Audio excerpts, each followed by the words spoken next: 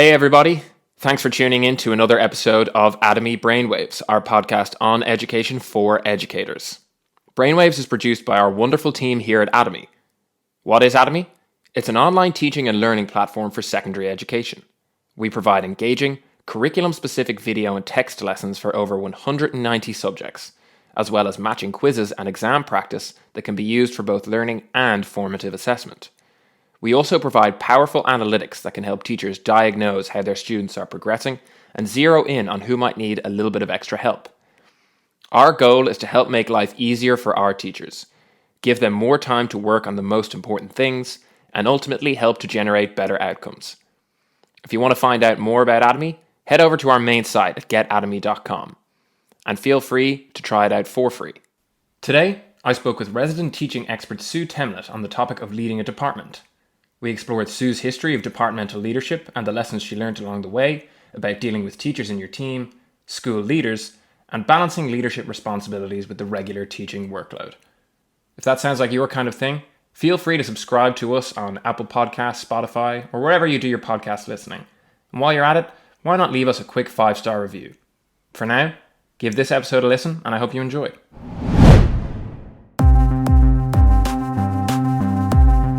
Are you going to teach us anything? What, you want me to teach you something? You want to learn something? All right. You got it! Hey everybody, welcome back to another episode of Atomi Brainwaves. I am your host Simon. Today I'm joined by our resident teaching expert Sue. Welcome, Sue. Hi Simon, how are you? I'm good. Sue, of the two screens, we were just discussing our respective work from home setups. You've got two screens in front of you for this call. I'm jealous. I'm still here with my one screen. I need to catch up. Yeah, I think, even, a screen, I think mine was $190 from Officeworks. It's like, you really need to. Once you've done it, you'll never go back to the one screen.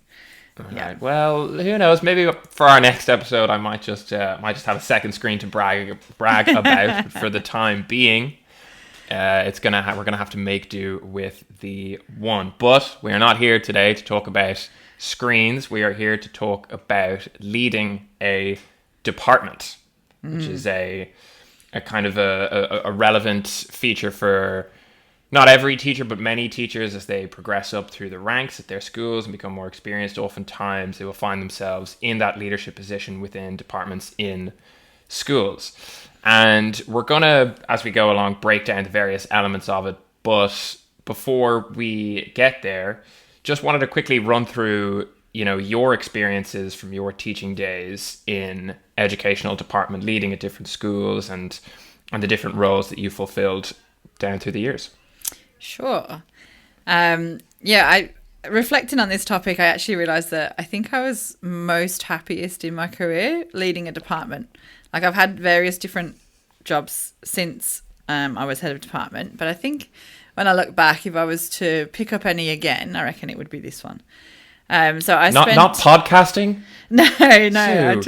I really did like being head of English. So my experience was when I was back in the UK, I spent I think 2 years as an assistant curriculum team leader at Avon Valley College. It was then, and I learnt under. I had a fantastic head of department, Jackie Gale, and she just, I learnt so much from her.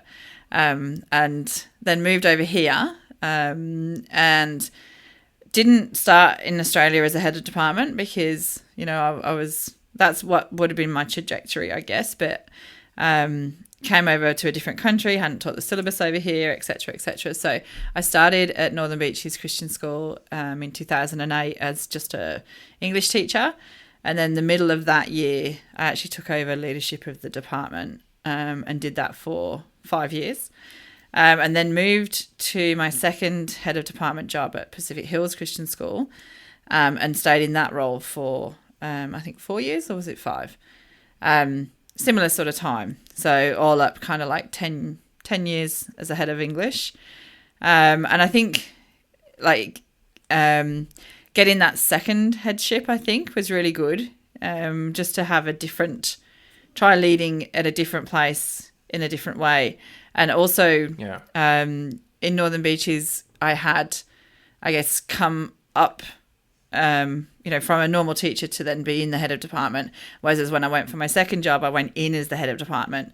And doing that rather than coming up through the ranks, I guess, is also a different it's a different vibe. You learn different skills going in as the head rather than sort of working your way up to being the head.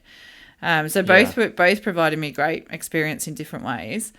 And then since that, I left there to be part of a team leading digital learning at Barker College.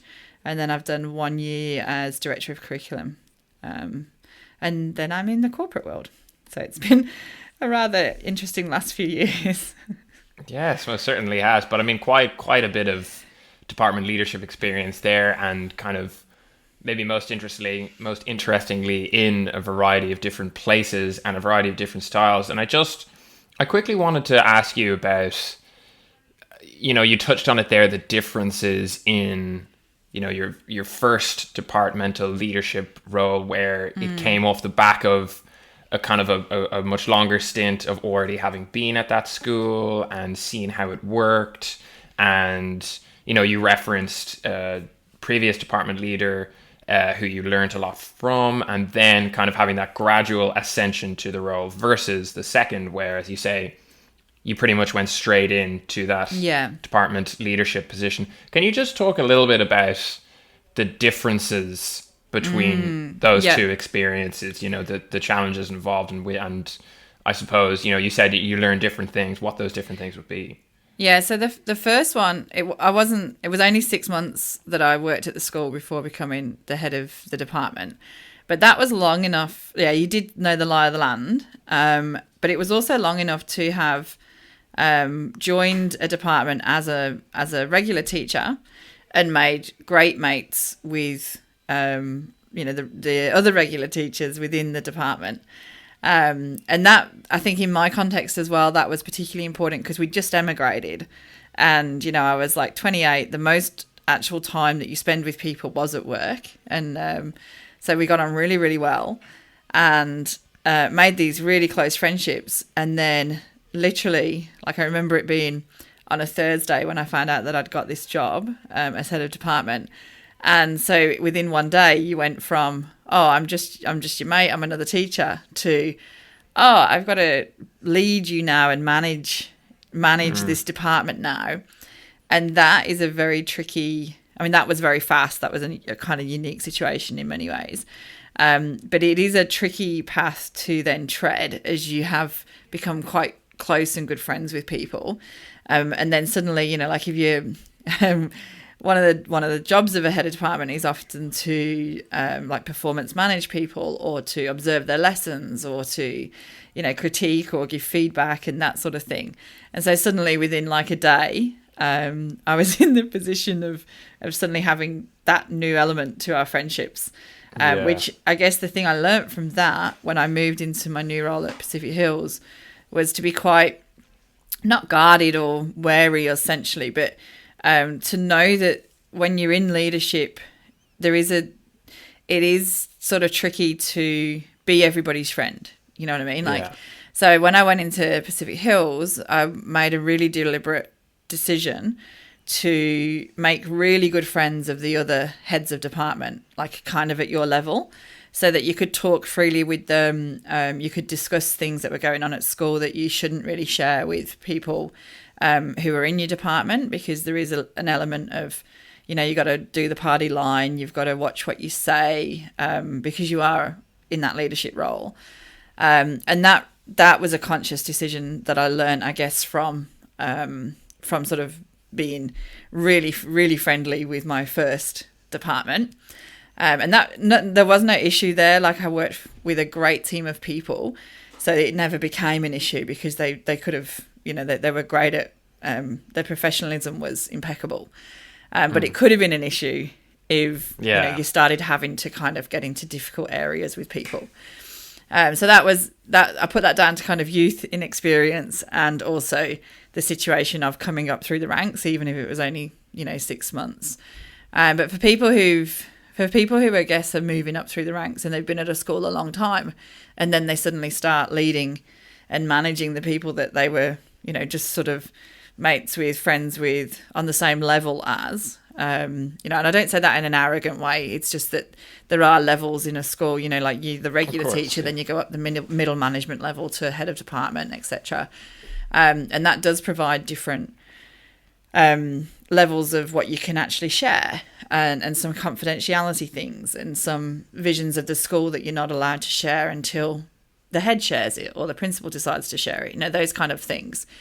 So it is that I guess that balance between being friends or friendly with who you're leading, and also having enough sort of, I guess, distance to be able to lead and to be able to do some of the more challenging things of the role, like saying, you're 2 weeks late with your programming. I'm going to need that in. You're going to need to work late, that sort of, those kind of things. So that, it's an interesting kind of balance of a role, because you are with your team a lot. Like typically a head of department is sat in the same room, sat with their staff. So it's not like you can kind of waltz in, deliver an order and leave. It's very, very relational position. And I think that's probably why I like it so much. Or when I look back, it was one of my favourite, or the favourite. It's really interesting insight there, because that there might almost be an impulse to automatically think that promoting from within or moving upwards in a team where you have been for a long time and where everybody, I guess almost my first thought would have been, that makes more sense than bringing someone external in. But as you've kind of pointed out there can be a problematic element to that too, in that, it's this shift in dynamic where in some ways it can be preferable to have someone who can kind of come in at that leadership level straight away, and then there's no worries about how that's going to affect the relational dynamic with other members of the team. Yeah, and I think for me, it was funny having the first experience was almost like it felt kind of comforting, and I knew the lay of the land, knew what I was doing, built up all that experience with a fantastic team, and then went into the new role as the leader. And I think I was more confident in doing that from having the experience with the people behind in the first role. And what I remember when I actually resigned from Northern Beaches, talking to my principal, who I actually got the job in July, ready for the following year. So I had a 6 months period of notice, which is a long time of a notice. And I was like, how's this going to play out? How's this going to go? And it was really interesting when I resigned that my principal there said he thought everybody should have a second department. Before you move into the next level, he just thought everybody should have 2 departments, because you've got the one that you kind of learn with, you get your experience with, you might make quite a few mistakes with, and then you've got the second try at it, which really cements your leadership, and you go in a different way. And that was really empowering and quite kind of freeing as well. I did go into Pacific Hills by, you'd never want to move somewhere and just kind of railroad over everything that's previously been done and, change everything. That's not how you should do it at all. But I did go in there with a certain sense of belief in myself and self-confidence in my leadership that I could do this role in a different school. Yeah, which really speaks to the importance, I guess, of experience, both for attaining a leadership position, but also experience within that leadership position, because you'll only get better at it the longer that you do it.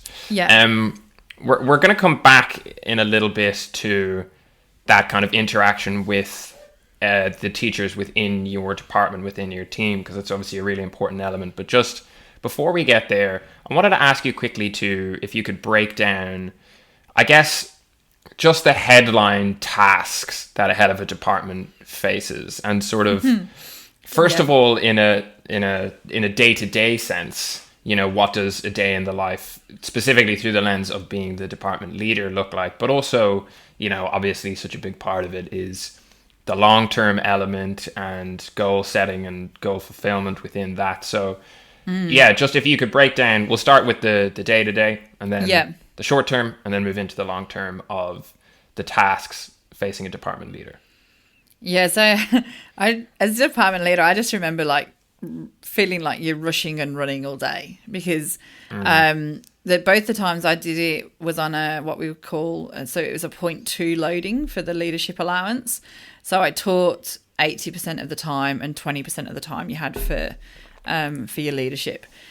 And basically, on an average day, that would be you sort of get in, check with your team. There's various, someone's got a parental email, somebody else has got an issue with a kid, somebody else is struggling with some behaviour management, lots of different immediate things. Then you sort of open your own inbox and you've got your own things to deal with, things that have been escalated to you. So there's a lot of sort of putting out fires and decision making that kind of vary every day, just go with whatever is kicking off that day essentially.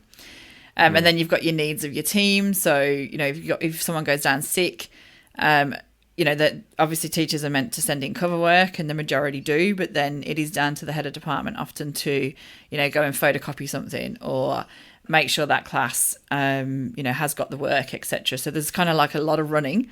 Then there's your own classes to go and teach, obviously.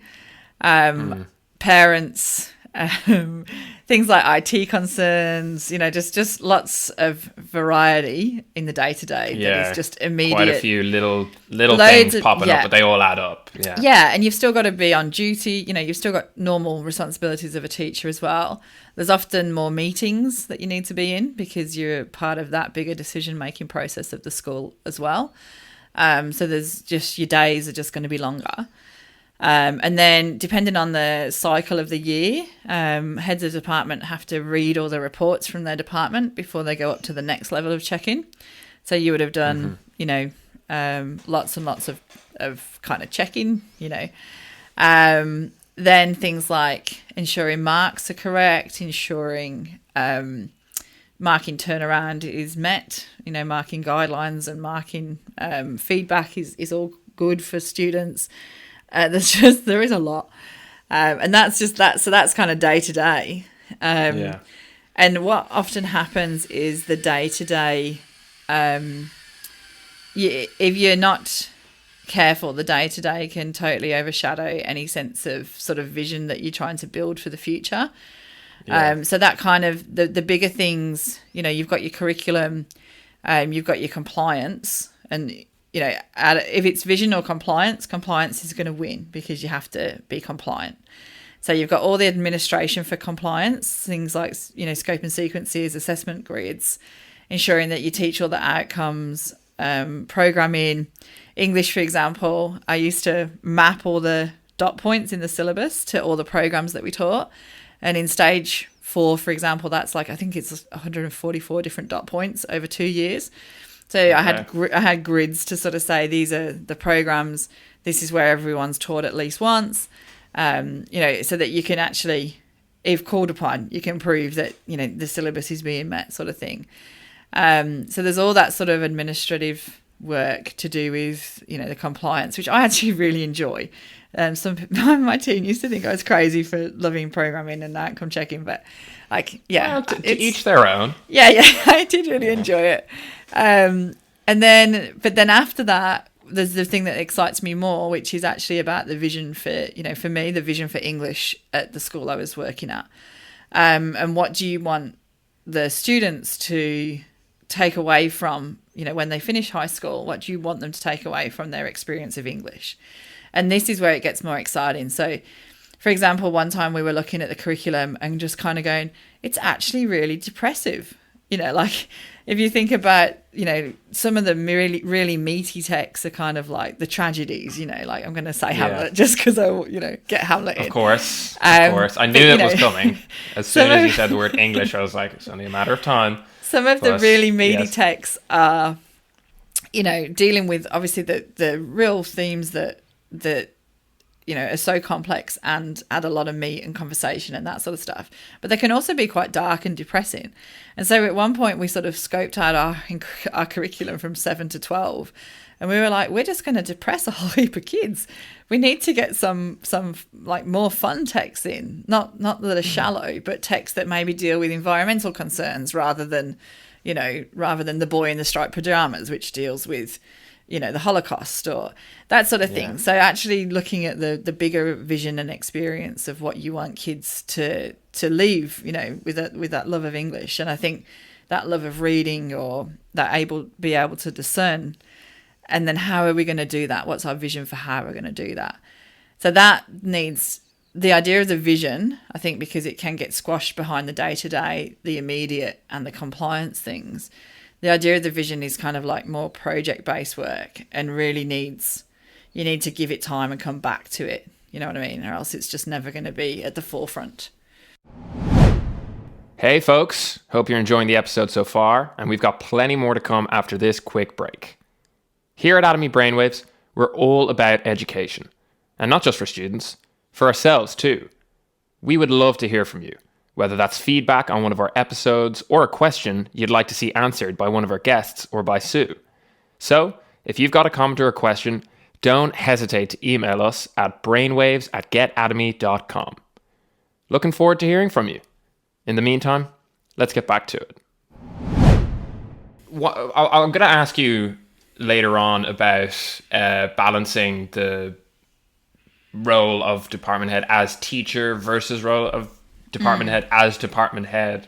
But just within this context of long-term versus short-term, you've talked about there, and it definitely sounds like it could be the case that the long-term vision and goals can get swallowed up by the day-to-day if you're not careful. What can a department leader do to make sure that doesn't happen? Is there any particular strategies, any way to apportion your time or even kind of work with the team at your disposal to make sure that no matter what's going on, okay, maybe if there's emergencies come up, but, just to make sure that within the hustle and bustle of the day-to-day and all the issues that arise, there's still that room to work on and make sure that the long term is still being taken care of. It's about carving out time for it, really. And I think the way that we used to do that is don't have things in a meeting that could be in an email.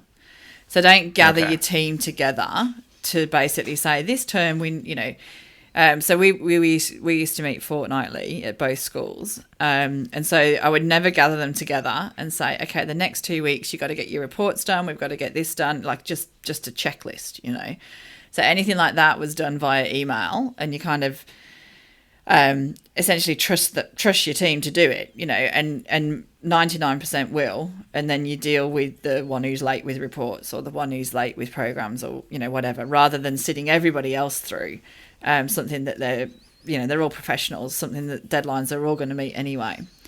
And then if you're not using that to fill up your departmental meeting time, then you go, okay, right, this is what we want to do, and it might be that every fortnight for a whole semester you are working on this vision and reimagining or whatever it is that you're trying to do. Like, you've got people, for example, can spend like a semester looking at assessments, or a semester going, okay, let's look at our formative assessments, or, we've got some IT budget. What do we want to buy?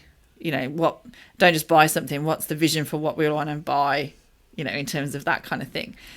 And so we would do that in meeting times, and then carry it on kind of offline as well. And then on top of that, I do think probably both the principals I work for would probably be like, oh, Sue's here again. But I would I'm quite argumentative. You've probably gathered that. What? But No. I would fight and argue for time, because that's one thing that teachers never have enough of. And like when we had, say, the curriculum review, we had new English curriculum come out in 2012 for, and you're like, this needs a major overhaul. There's new concerns here. We need 2 days off timetable, and they'd be like, well, you can't have that, and whittle you down to one. And you'd be like, awesome. I only wanted one actually, but but start high and make them feel good. But I remember in when we had the new curriculum in 2011, 2012, my team were awesome. We actually convinced the principal to allow us to go overnight in a hotel. So we worked on a Sunday. We booked out a conference room and we did Sunday to Monday. So the only day off school was essentially Monday, and everyone put in a day of their own time, and we had a nice meal together. And because a lot of it's like relationship building as well. But and I used some of our English department budget to do that. But it was about sort of saying, we've got to do something that is vision based. Let's clear the headspace for us all to work collectively to do that. And then kick it off. And then they've got a whole term to write a program. So I think in terms of the vision piece, if you're sort of leading a department or you're thinking about it, I'd say being prepared, as in if you've got to write new programs, at least write them a term ahead, so that term 4 you're planning for term 1.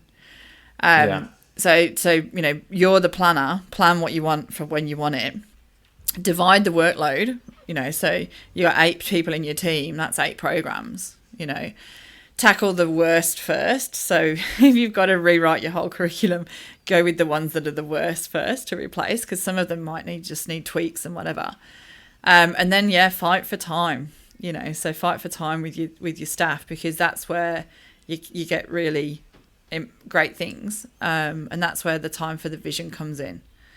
So don't be afraid to ask, and then ask, and then ask again, and ask until they give up and let you have it. Something I cannot imagine you ever having any issue doing, Sue, to your great credit. But I guess something, a real thread through all of this is the relational aspect, both in terms of relationship building, but also having to know when to push for things, which kind of I guess leads on to both of the next things I want to ask. And the first one is just to bring the conversation quickly back to, I guess, the relational aspect with, for want of a better word, your subordinates as a department leader, the teachers within your department who are sort of working under you. And I just wanted to, you talked about how in the context of moving up through the chain of command can affect your relationships, and how you're going from this purely equals in a work sense to now you having to be in charge. And as you said, it sounds like you had mostly good experiences with the teachers you worked with, but just I was wondering, in the sense of that, in terms of the challenges that might arise when it comes to that question of interaction with teachers in your department, both in an individual sense, the one-on-one, and in a group sense, of the challenges that might arise there. First of all, what are they? And second of all, how do you handle those as a department leader? Yeah, so I think, like I said earlier, learning where you fit is a big one, and that comes with experience, I think. And there's a myriad of issues when you're managing, and there's a big difference between leading and managing, and I always sort of think that's worth articulating. There are aspects of the job that are management, but you must make sure that you also do the leadership. Because the leadership is where you get people following you for your vision, and the management is where you, are just doing the day-to-day sort of rigmarole, I guess. Middle management is a tricky place, I think, because you've got to, sometimes you've got to toe the party line. Like you're also got, you said people under you. I like to think of it as like people alongside you, essentially. And it is people alongside you until you have to start managing them. And then when you start managing them, it does become more hierarchical, because you've got to be, it's easy to lead and carry people along with you. But then if there becomes a spanner in the works, then it does become kind of like an order of hierarchy, and you've got to start managing. But in a middle leadership position like a head of department, you're also being led or managed by the senior executive. And so sometimes you might be in a head of department meeting where something is being said that you have to, you might not agree with, but you have to sell it to your team, and you have to sell it in such a way that they believe in the vision of what the school wants to do or the direction the school wants to go, even if you're not quite convinced, So I think there are some challenges there with, with being that middle manager. And if you're too close or share too much with your team, that's where I guess the boundaries get a bit blurred. And I think that's one of the difficulties about, you've got to be friendly and involved and relational, but you've also got to have some boundaries too, because you might have to do some difficult things or things that they don't agree with and that sort of thing. Yeah. I have had several management situations as a head of department, all of them kind of confidential, wouldn't go into them now. But things like, when the rubber hits the road, if you are going through a management issue, you've got to have, like scrupulous email chains, anything that backs you up with sort of any HR proceedings or any unfair dismissal things that might happen or come your way, or, there is suddenly you can kind of suddenly get propelled into situations that you're like, whoa, how do we get here? And then you've got to be able to back it all up. So there are some difficult things that can arise. So I think, a lot of it is sort of like this idea of being human and not a jerk, really. You got to be accessible. I found it difficult to find a balance. This is in both roles, actually, between being accessible, but not so accessible that you never got your own job done. So like I knew heads of department that would ask their team to make appointments with them if they wanted to chat about something. Which I sort of really struggled with, because someone would just say, hey, Sue, and I'd answer the question, or it might turn into 10, 15 minutes or even more. And then you kind of have to go, if it's going to be that long, you need to book a time with me because I have something else I was doing right now. And I always found that a little bit hard to do, because, it's not like you're not all sat together. So to say, not now, can you book a time with me, seems like really you're being an ass or something, Yeah. And so I struggled with that kind of thing. But then what the repercussions of that is that you're working most evenings and at the weekend, because you're just trying to get your job done, Yeah. So I guess that's difficult. So challenges, you might have difficulty. You might have times where you've got clashes between, say, a staff member and a kid, or clashes between staff members and staff members and a parent. And it's like, I always took the side of, you need to defend your staff, like you need to be their advocate. And that's tricky if, say, a member of staff has said something totally inappropriate, got really frustrated in class and called someone a name or something like that really is quite hard to defend. But still, you can't sort of be like, yeah, you were totally wrong, and take the kid's side. There's a lot of difficult challenges where you've got to think on your feet and make some sort of decision that can be a bit difficult, I guess. But then there's so many positives. Like I think there's so much opportunity for mentorship, particularly if you've got new teachers, young teachers coming through. So being able to sort of, show how things can be done and mentor people. And then that idea of sort of growing your staff, trying new things, being willing to experiment together. And I think that comes back to being human and not a jerk, because if you experiment and it goes wrong, don't experiment with year 12 for goodness sake. But, if you try a new text with year 7 and it really didn't work, admit it, move on, work something else out, that kind of idea. So, yeah. And the two kind of things you raised there, they're almost two sides of the same coin in a way. This kind of,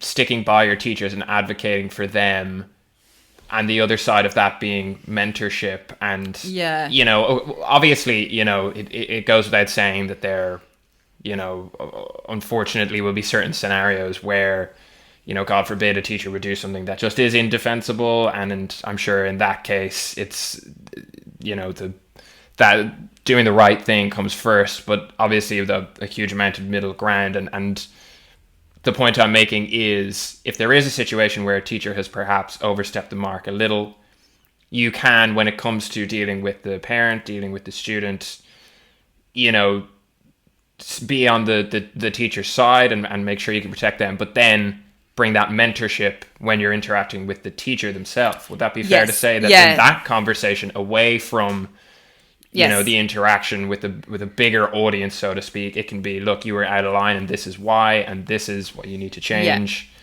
So I suppose those things one is obviously a negative situation in one sense, something that's difficult and you don't want to happen, but the other side of that is a positive. It's a chance to, as you say, particularly with young teachers, be a mentor and constructively help them. Yeah, definitely. And I think, like, particularly with young teachers, it's so sometimes they start, I think they maybe 23 when they start teaching, something like that, and some of them will have siblings doing HSC and they're suddenly teaching HSC, or they're teaching the same age group as some of the members of their family. So it can often be that, younger teachers make mistakes of over familiarity, or make mistakes of, being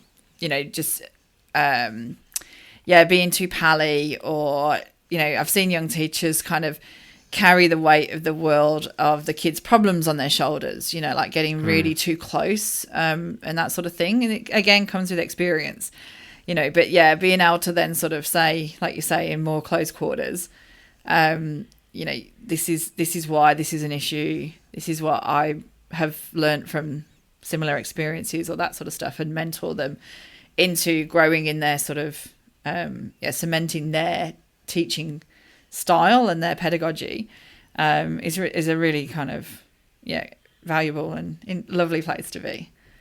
Yeah, I can imagine. And I guess the other side of this, that's the dealing with the members of your team and within kind of the internal context of your department. But I wanted to talk to you next quickly about the wider context of the school in general. And this sort of, I guess maybe there's two elements to this. One is sort of a question about the power and influence that a head of department, wields within their own school, the extent of that, and how they can use that.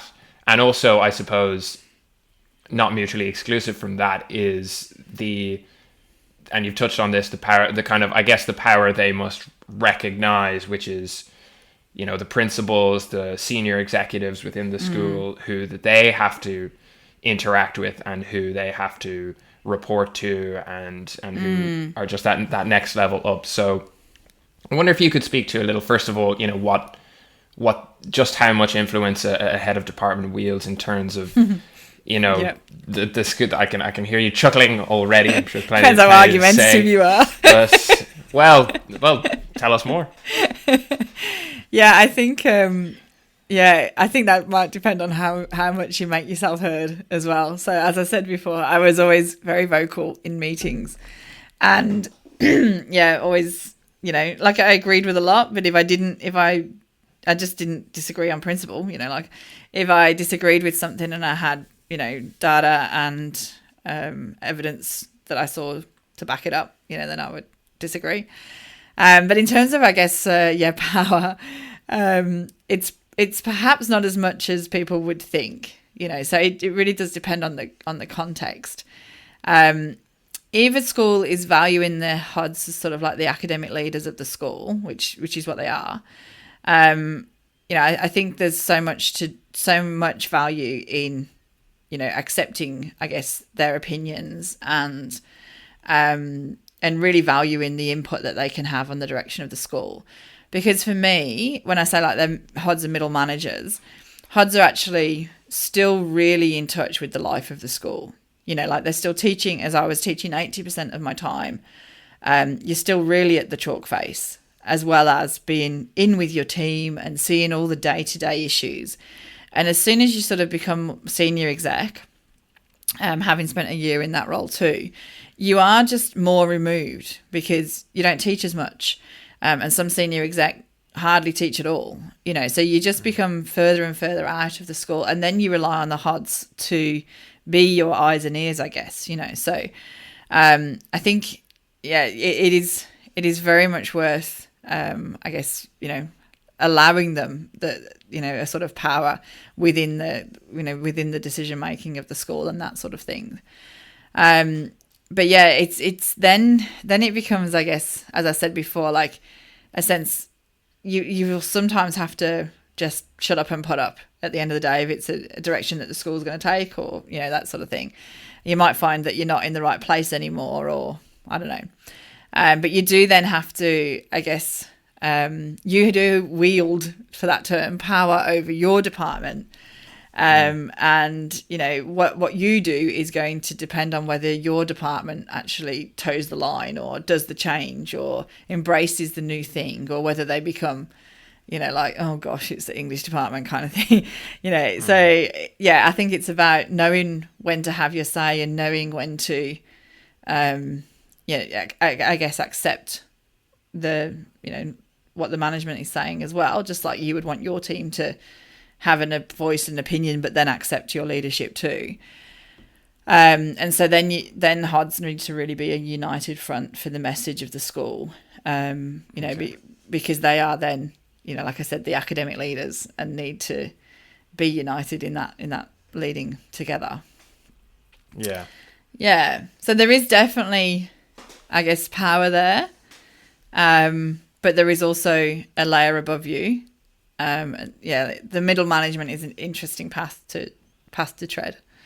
Yeah. It's a really interesting intersection between, as you say, being a decision maker and a decision taker, I guess. True. That's a great way of saying it. Which, handling that intersection and knowing when to push and when to not.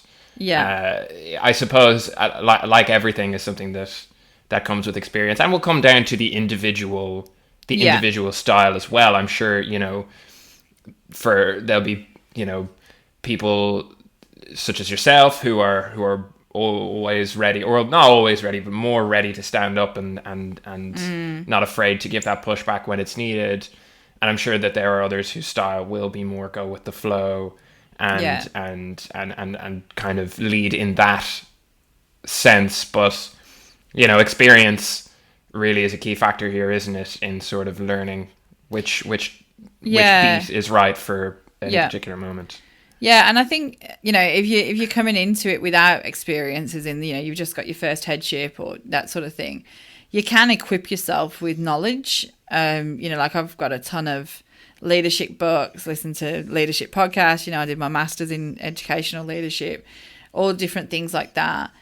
But it's still, you've still got a difference between the theory and the experience, so that you can definitely rely on the theory to, I guess, help you and check you and give you some sort of, anchor point. And then you'll have your experience as well.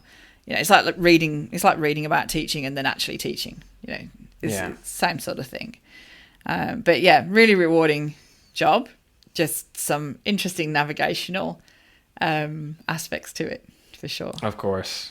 And the last, I suppose, element of departmental leadership that I wanted to ask you about is, I suppose, in a way, it's not directly to do with the leadership element, but I think a very important one, and one that definitely needs to have some attention given to it, which is this idea of balancing being a department leader with also being a teacher, being in the position where you've got to take care of these responsibilities, but you've also got classes of your own. You've also got the day-to-day responsibilities of being a teacher. And I imagine, that can be its own very unique challenge and raise a number of difficulties. So I guess, as someone who's been in that position yourself, a number of times across different schools, different countries even, what are the best strategies for someone who is leading a department and also teaching however many classes a week,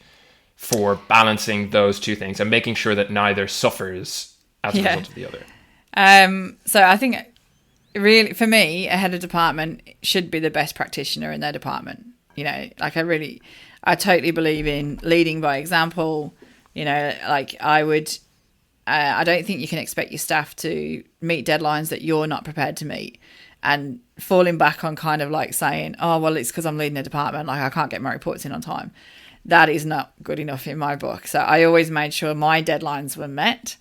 My own deadlines that I put on my department, I met them because I wanted to, model the behaviour and model the kind of professionalism that you're expecting. And I think that goes really true with terms of pedagogy. Like if you are leading a department, you should be learning about new pedagogies. You should be looking at what's going on in the world of assessment. You should be reimagining assessment and, looking at, things that how to build technology into the classroom, that sort of thing. You should not just be like a stale practitioner.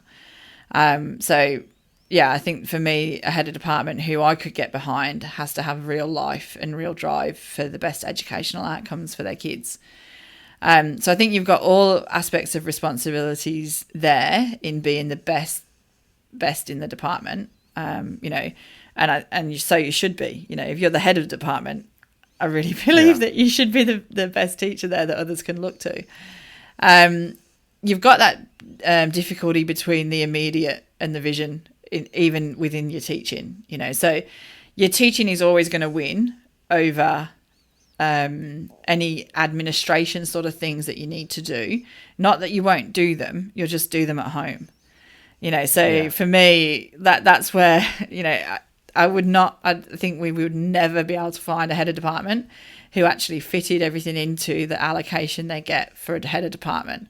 I could not give you one.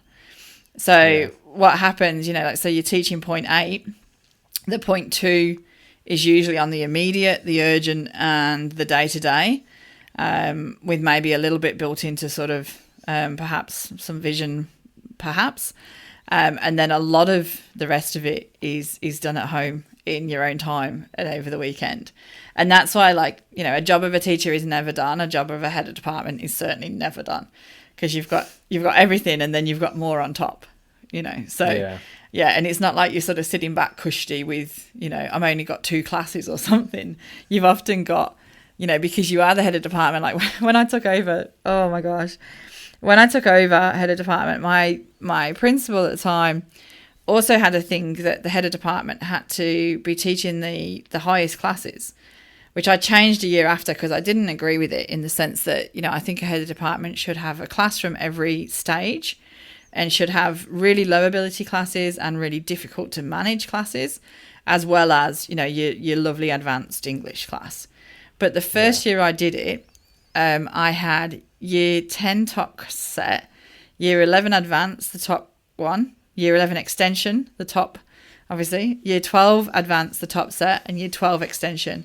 So I was pummeled with, yikes. Like, you imagine all that marking.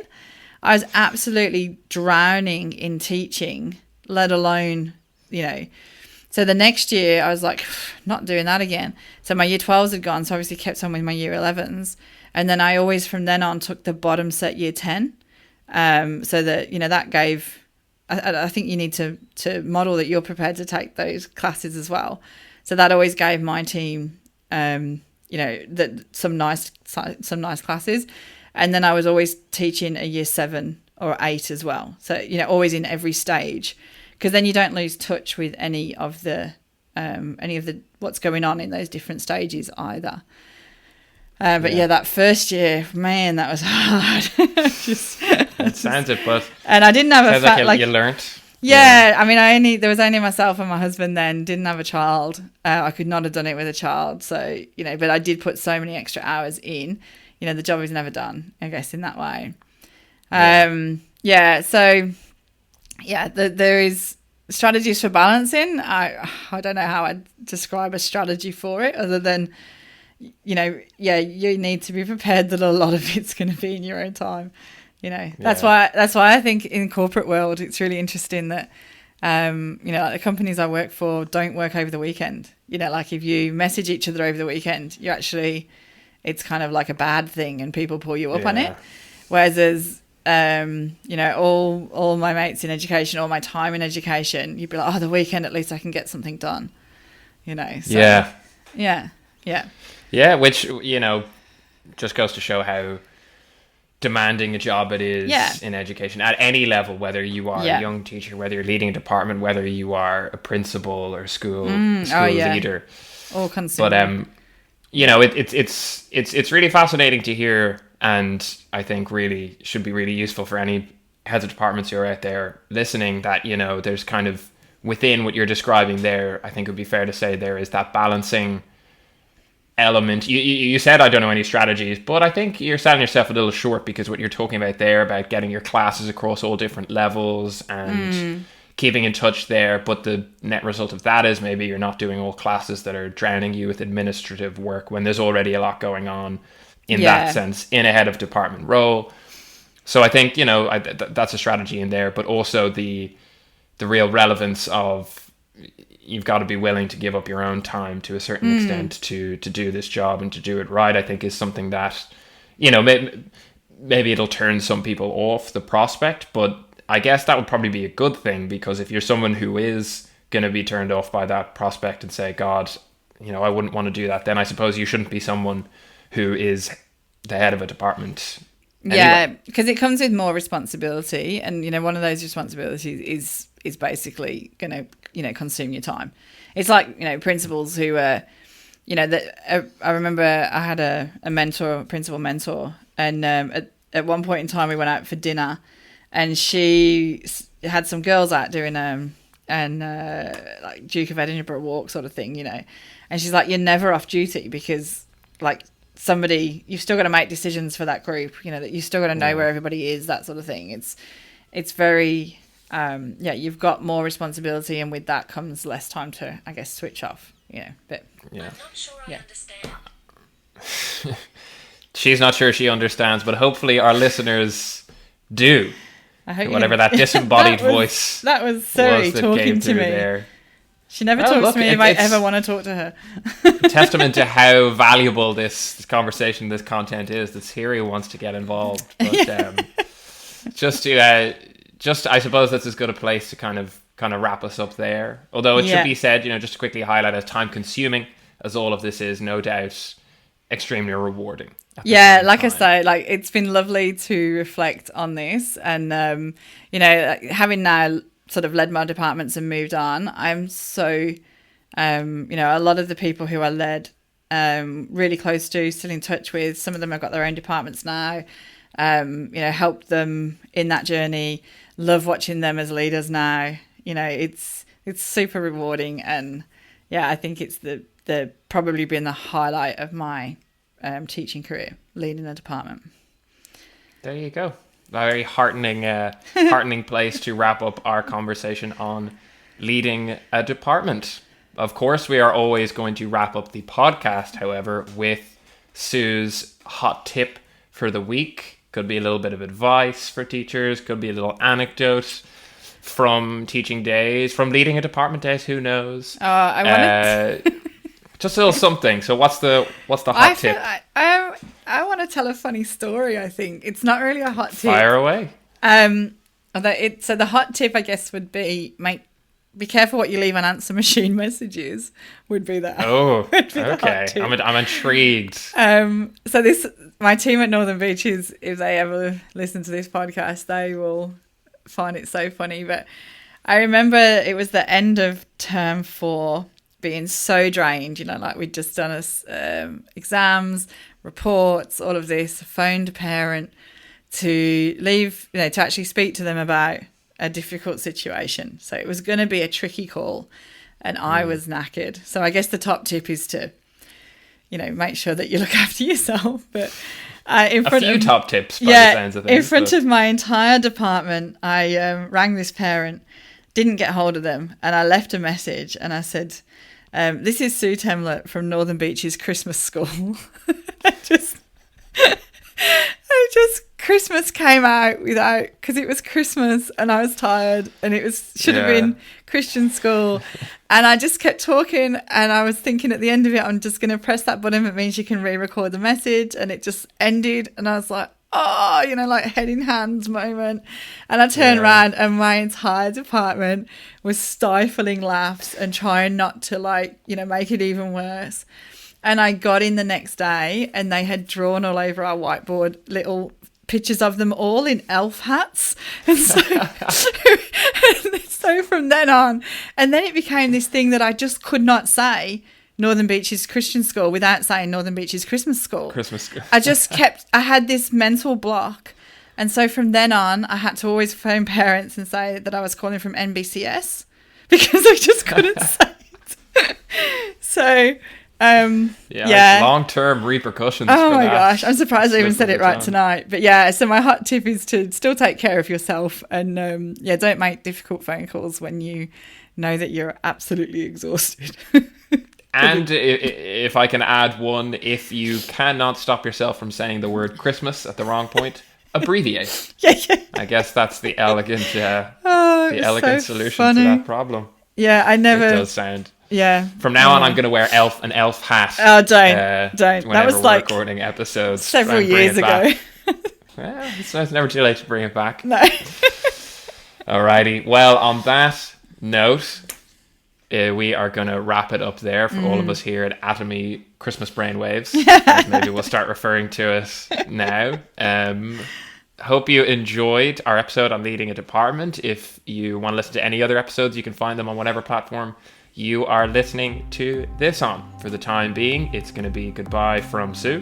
Bye, everyone. Best of luck. And goodbye from me. See ya.